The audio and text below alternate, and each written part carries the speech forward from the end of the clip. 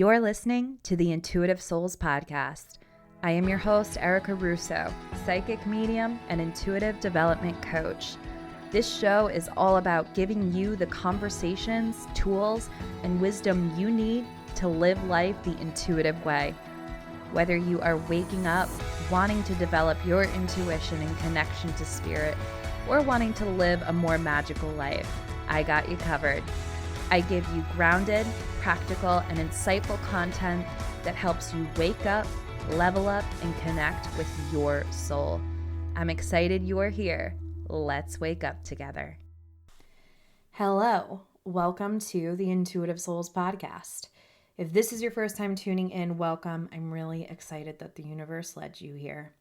If you are an OG and you keep coming back, you keep learning, growing, listening, living your life with intention, trusting yourself, trusting that inner voice that is within all of us. I love you.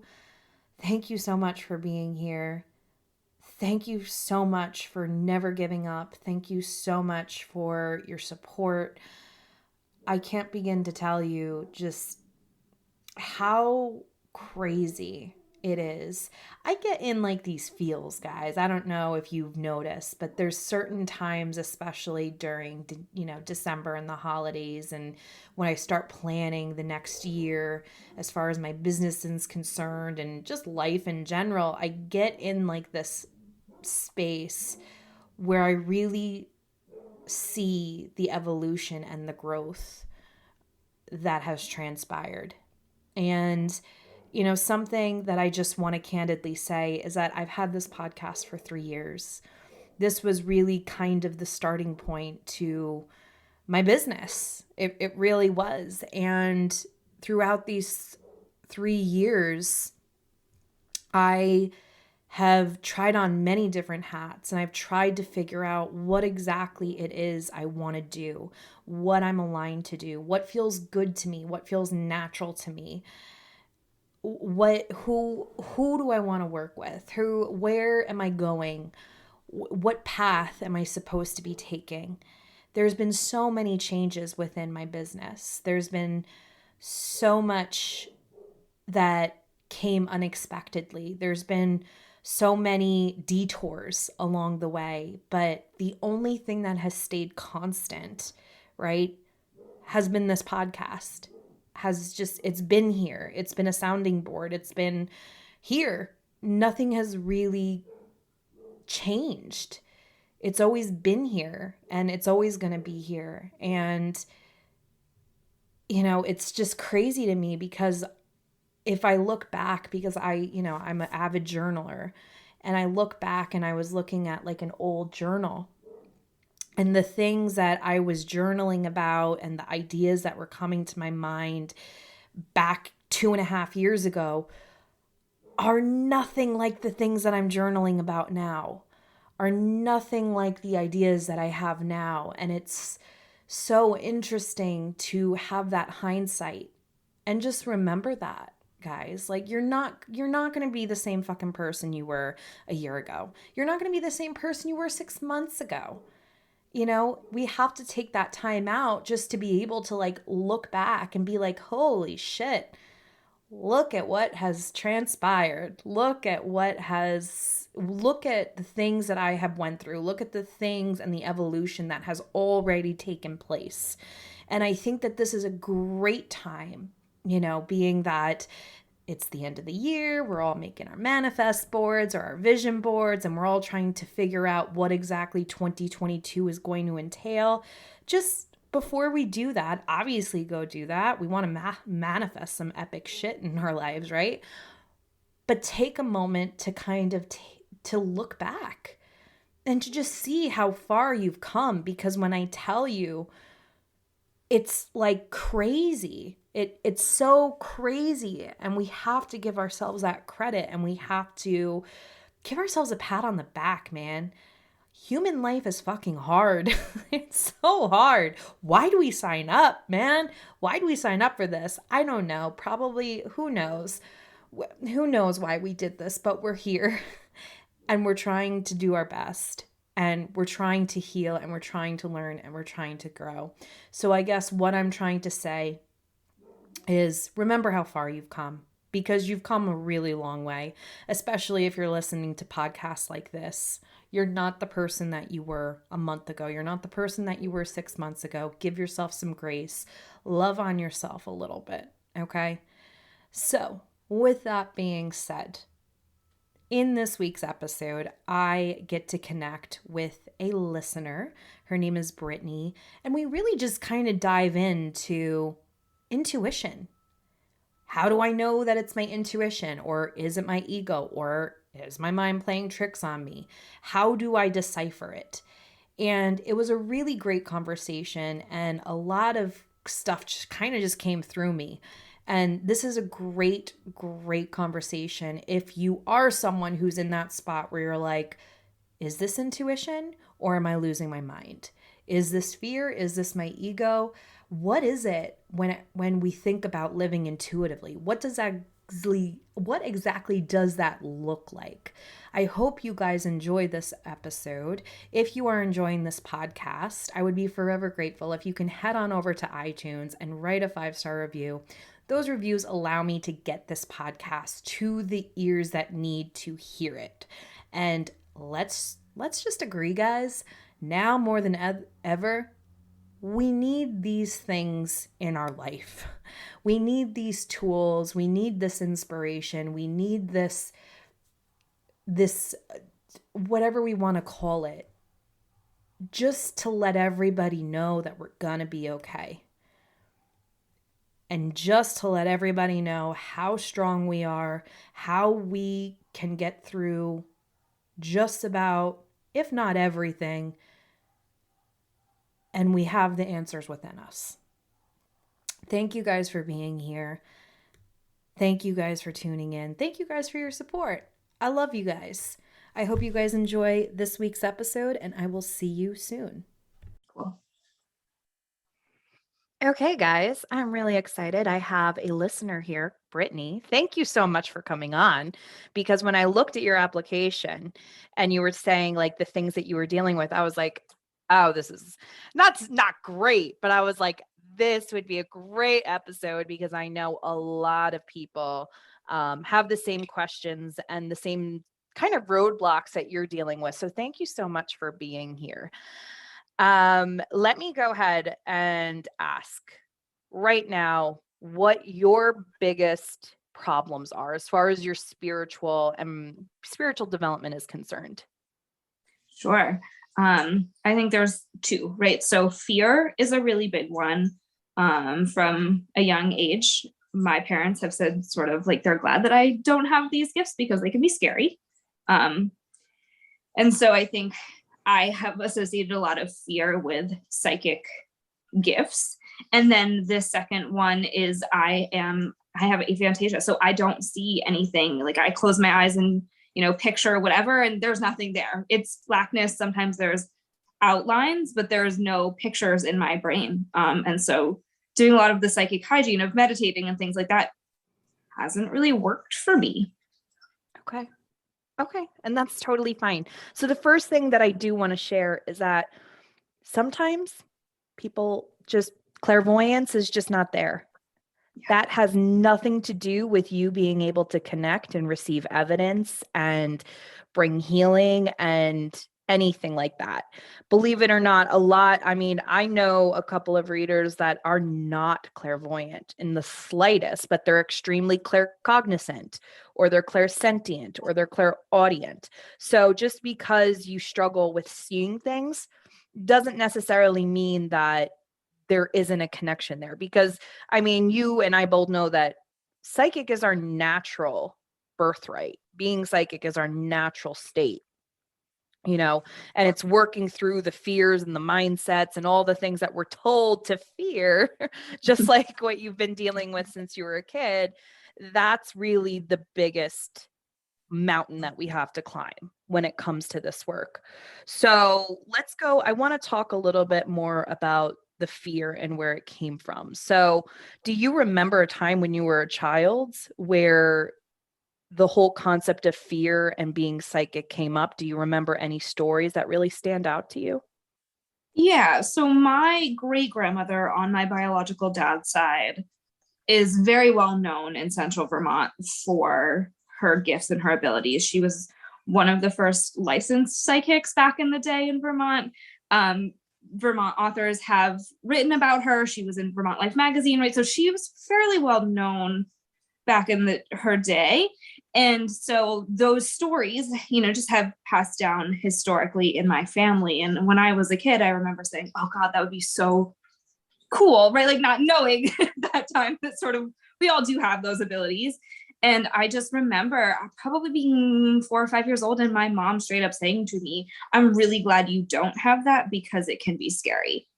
And so I think my grandma or great grandmother had some ethics around what she would share and what she would not with people, based on what she was seeing, obviously. And I'm not sure exactly what those were. She passed way before I was born. I never got to meet her in this lifetime. But yeah, I mean, in my head, I think I equated that with like, you're going to see like dead people and scary things all the time. And so I was like, oh, maybe I don't want that. Right. Like car accidents or whatever, like my mom really equated that to, it is scary. Notice how you said your mom. Yeah. Yeah. I mean, she's really the one that. Yeah. Is she still fearful about this work? Oh yeah. This is not for her. It's interesting. She'll dabble in it. And I think she does believe, but I think because of her own fear, she won't let herself go there. Right. Okay. So it's for other people, not for her. Gotcha. I'm curious, what did she grow up being very religious or a part of a church? I think so. I think my grandparents are fairly religious. She took us a little bit when we were kids, but not. Okay. Yeah, I think probably when she was younger, just that generation, I think is naturally slightly more religious than most folks today. Gotcha. So do you have people, so this is your mom, with the fear when it comes to this stuff. Now, are you connected to anybody who was connected to your great grandmother that did this work and was well known for it and respected for it?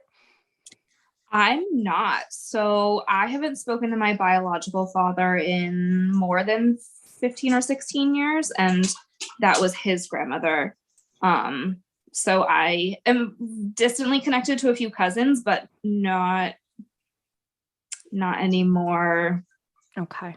And that's totally fine. So really what I want to just say is first off, it's a shame that you were never able to connect and learn more about her because, she seems like a great woman. She seems like a really incredible psychic. So she did it for how many years? In the articles that I've read and the stories that I've heard, she knew she had her gifts when she was a teenager. And from my understanding, she did them until she passed away. And I think she was fairly up there in age. So a pretty large number of years. Yeah. So really that's your main example, that she did it for years and years and years and never stopped out of fear. Yeah. Because I can tell you, I'm going to be completely honest with you. Sometimes, yeah, you do see things that you don't want to see. Sometimes you get feelings that are uncomfortable and everything like that. But guess what? You get feelings that are uncomfortable without doing psychic work. You see things that you don't want to see without psychic work or clairvoyance, right? Yeah. You've probably seen things that you didn't want to see. And you've experienced things that you didn't want to experience. Yeah. And they were fearful, but do they change anything? Not really, right? It's really kind of a part of life, and that's just the thing is we have to remember that being psychic is our natural birthright. When we were born, when we were little newborns, doing all that, we were psychic. We were really fully connected to source. Our egos weren't formed yet. Those stories that we tell ourselves to keep us in that fear mentality right? And in that, comfort zone, we weren't even thinking that. We were just babies. We were really truly connected to source.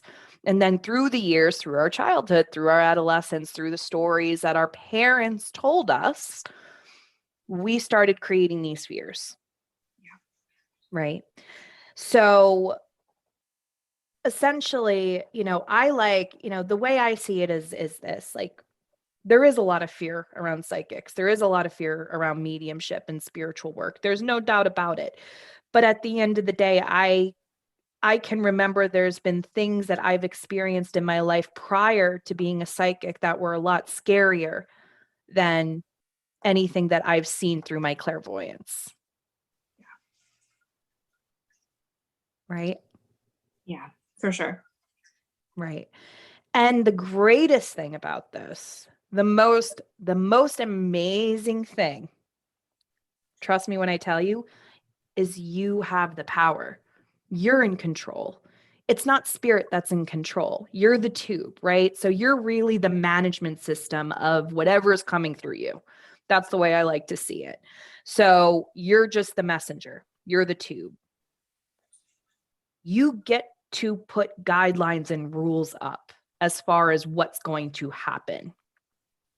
A lot of people are extremely fearful when it comes to mediumship and spiritual work because they think that spirit is going to show up all the freaking time and wake them up at 3:00 in the morning. And guess what? The thing is that it does happen, but they don't have any boundaries up. They haven't made any rules. They haven't implemented those rules. The thing that we have to remember, and this is something that a lot of mediums struggle with, is the boundaries that we put in place in our personal life and the energetic minimums that we put in place in our personal life with the relationships we have with the people around us. They kind of just go over into our spiritual development and our connection to spirit. So if you're someone who struggles with putting boundaries up with family and everything like that, and, people pleasing and stuff, chances are you might struggle a little bit when it comes to your connection and your relationship with spirit. They might take advantage of that. They might be waking your ass up at 3:00 in the morning, telling you to write this down and to give this message to somebody. But if you're very firm with your boundaries, it's not going to happen.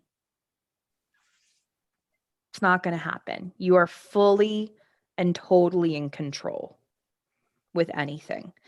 And the funny thing is we were just talking prior to recording, and I brought up mediumship, and you said you're more into psychic and intuitive, but I don't know why I keep on talking about mediumship. Let's just keep that, let's just throw that out there. But that's really it, because I want to ask you, have you ever had an instance in your life where you felt something was off?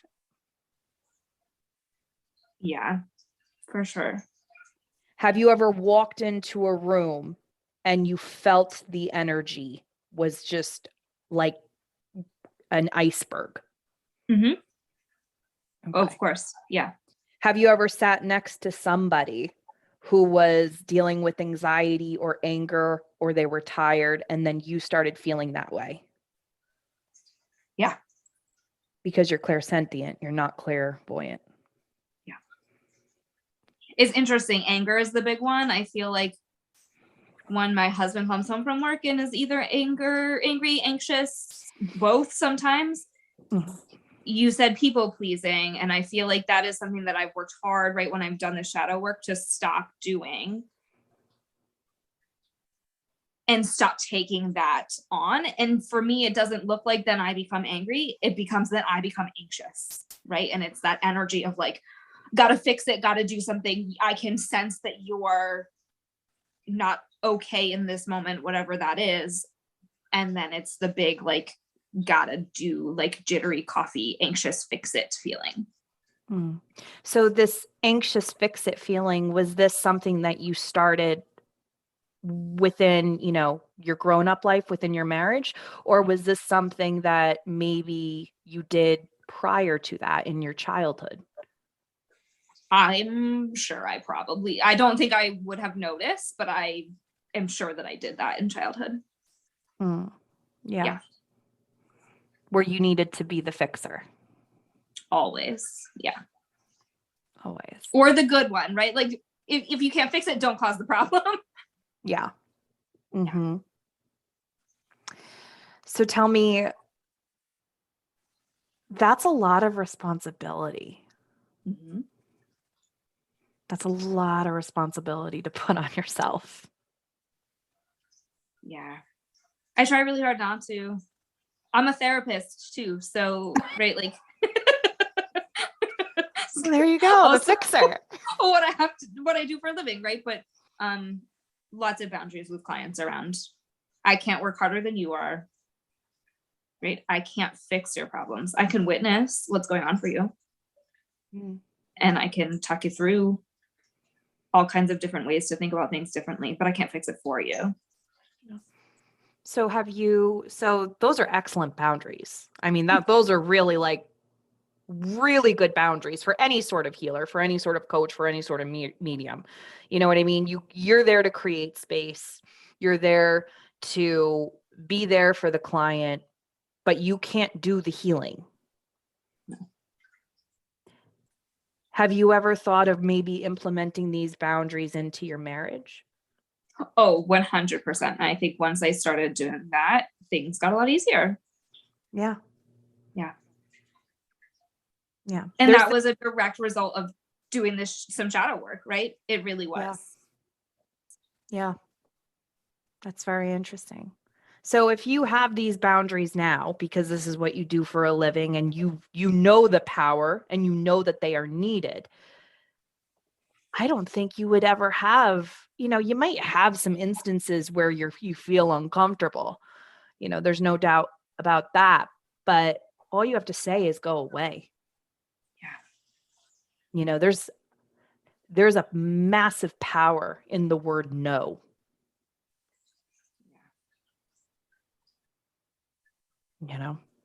Yeah.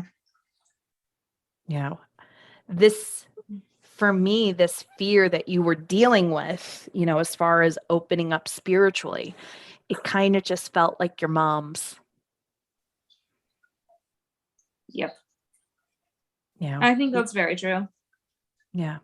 It was just something, and as well as anybody, because you're in the clinical field and you're a therapist, how so much of our beliefs and our behaviors stem from our parents.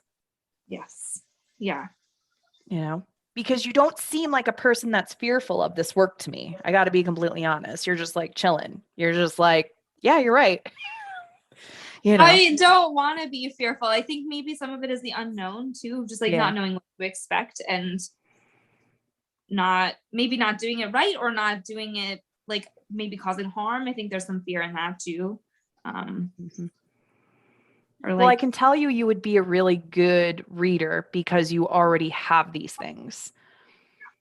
You already have these, I don't want to call them fears, but things that are already in your head that you don't want to do it wrong. Here's the thing. Every reader's so different. I just had a psychic and mediumship development circle, and every reader brought a lot of healing and evidence, but they were all so different. Yeah. It's your connection to source. It's your connection to spirit. It's so unique. I can never be the reader that you are, and you can never be the reader that I am, because it's my own connection to my guides. It's your own connection to your guides. Yeah. It's how you interpret energy. You know what I mean? It's kind of like, have you ever seen that stupid meme with that yellow and white dress? It was from years ago. Yes. Yeah, right? That stupid dress where it was like, some people were like, it's pink. And then others were like, no, it's yellow and white. That's exactly how psychic and mediumship works. It's through the lenses of you. Yeah. It's through the lenses of you. That's really what it is, because it's, I will, we'll get things that are similar. Like I'll be in a circle with somebody else. Like you said that you were listening to the podcast with Dana, who is another excellent psychic medium. And we'll get things that are similar, but we say it and we filter it within ourselves and say it out differently. But it creates a story. And it's beautiful.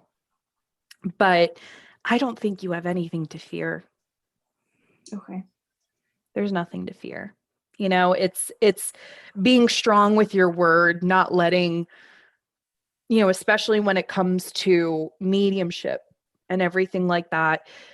If you're okay with like random spirits popping in here and there, that's do your thing, girl.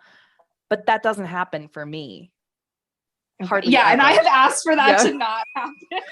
I'm like, I don't want to be scared, so please do not jump out of nowhere or just pop in at 3 a.m. Like I have said very clearly to my guides, I do not want that. Like, I'm okay with being scared, right? Like, because I think being scared is also healthy and normal, right? Like I talk about that with my clients all the time of like, if we didn't do things that scared us, what would we do in life, right?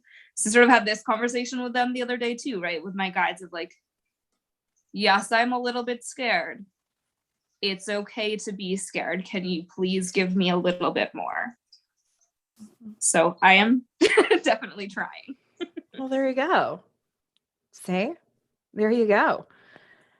I think you're doing great. And as far as, not being able to see, here's something that I learned a couple like last year, and it really helps because there's a lot of people that deal with not being able to visualize. That's a very common thing, right? So what you can do if you want to try to work through this and work through try to develop your clairvoyance is if there's things around your house, like things that you see every single day, a banana, an apple, where you can see them with your eyes, take 15 seconds, 30 seconds, and just sit there and look at this apple. Okay. You're going to look weird, but that's fine. You're developing your clairvoyance. This work is weird. Look at it for 10 or 15 seconds, then put it back and close your eyes and try to visualize that apple that you just saw physically. Okay. Things that you see every single day that are already in your conscious mind. You know what I mean? A coffee mug, things that are common for you. If I tell you right now, can you picture your front door? In my head, no, I could describe it to you because I logically know what it looks like. Okay. What about your car? Same thing. You can't see it at all. Literally black. But you can describe it. Mm-hmm. That's still fine. Okay. That's fine. And I think like too with clairvoyance, I don't know, like sometimes describing it. So I took a remote viewing course last year, and it's very fascinating because the way they train you in remote viewing is essentially do not identify, describe. Okay. Describe it. So if you can describe it, it doesn't matter if you're seeing it clairvoyantly. It doesn't matter if you're hearing it. It doesn't matter if you're feeling it. You're still being able to retrieve psychic information and share it. Okay. That's good to know. Yeah. And that's really it. I think that you can work towards if really wanting to do clairvoyant work and everything like that is like your go-to, you could try those things. You know what I mean? And again, it's really easy to start with something that you see, that you can hold, that's tangible, that's physical, that you have a connection with, that you have history with, and then, going and trying to visualize it. Okay. you can try it, but you don't need to be clairvoyant to be intuitive. And I think that's what I need to maybe let go of, or let go of that that's the only way to do it. Yeah. Yeah. Now, when you talk about your great grandmother and her gifts, was it strictly clairvoyance? Because I'm hearing she was clairsentient too, where she felt things. That may be true too. I never met her, so it's really articles and stories, and I think it was mainly clairvoyance, but there may have been more that I'm just unaware of. Yeah. I believe you're clairsentient. Okay. I think that when someone is clairsentient, it makes them a really incredible healer, because you can really feel what your client is going through. Yep. Sucks. Sometimes. There's just sometimes like that knowing, right? Like, so I don't know if this is because I've done this work for so long, but I work mostly with trauma survivors. So most of my background is in domestic and sexual violence and supporting folks through that stuff. And I have clients who will come in for an initial session and not necessarily, or like, I know what's going on and I know what they're going to say to me before they say the words, right? Like, they will go through an entire intake and they will say things like, I had a bad experience, or I went through something, but it was really hard. And the way they're sort of talking around it, I'm like, they're a survivor. I know that. They'll tell me eventually. And I don't know if that's just because I've heard so many of those stories over the years and people talk about it very similarly, or if that is also some of this intuition kicking in and being like, yeah, because somebody could say I've had a bad experience and they could be talking about a car accident, right? Like, I don't know. Yeah. But I do know. Yeah. Well, you're an empath. Yeah. Yeah. I mean, that's the thing is maybe it is because you have a long history and you've been doing it for so many years. Maybe it is. But maybe it's just not your first rodeo. Yeah. And you know exactly how they feel. And the way you feel at that moment isn't no car accident. Yeah. You feel violated. Yeah. Yeah. That's the same thing with me is they have to, we all know that everybody has different timelines and that people's healing is their own and it's very unique, and we just have to create space for them to go through it. But you know what I mean? You know what the problem is. You see the white elephant in the room. But unfortunately, I think both in your line of work and in my line of work, we just have to wait for them to be ready to talk about it. Yep. And then we just have to sit there and be like, oh, wow. Yeah, I had no idea. Yeah. But I think that you follow your intuition a lot more than what you give yourself credit for. Even when it comes to just, new clients coming in and everything like that. Yeah. You're more intuitive than you think. That's probably true. And I think maybe that's also where I'm a little bit beating myself up, is like, everybody tells you that you do this. Everybody tells you that you feel this. Everybody, like, right? Like, I will go outside and I will be in the grocery store and people share their life story with me, right? Like, this pandemic has been great because I'm like, please keep 6 feet away. Like, I want some personal space. I don't care about your life story, right? But I do think that people are sort of drawn to me for whatever reason because it is there. Mm-hmm. And I think because it's my natural way of being, that I don't always realize that it is a skill that other people don't use, or, right, like, because it just is who I am. So I don't notice it, I guess.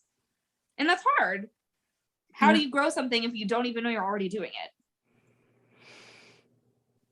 You realize that it's something that you already are. Yeah.